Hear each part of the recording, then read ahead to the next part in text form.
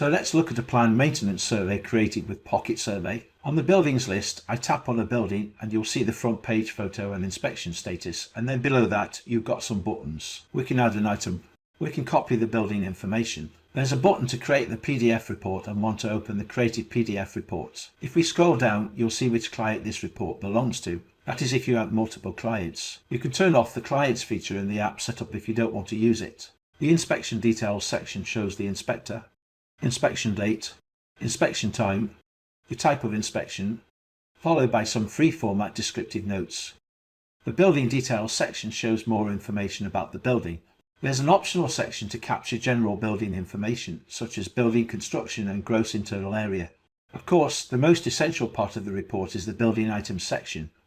You will see all the building items inspected, showing the latest items inspected at the top. However, this order can easily be changed to suit your own needs. If you tap the View button, you can see the whole list for the building. You can add more building items using the Add button.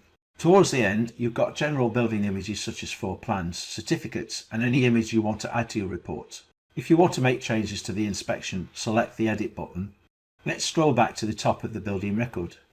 To create your PDF report, choose the Create PDF Report button, and when the report is ready, select the Open PDF Report button.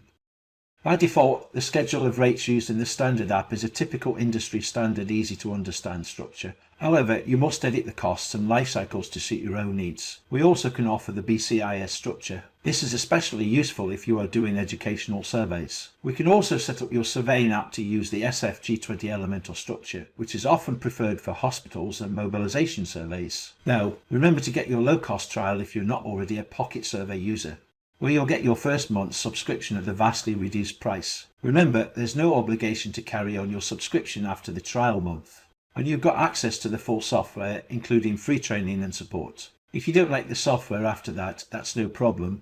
Just let us know and we won't bill you, and you can continue your search for a digital solution for your planned maintenance surveys. Thank you very much for watching. If you want to learn more about any of our PocketSurvey apps, please visit our website PocketSurvey.com, where you'll see lots of information about all our building and inspection software. So that's the PocketSurvey planned maintenance software in a nutshell. I hope you enjoyed this demonstration. Bye for now and see you soon.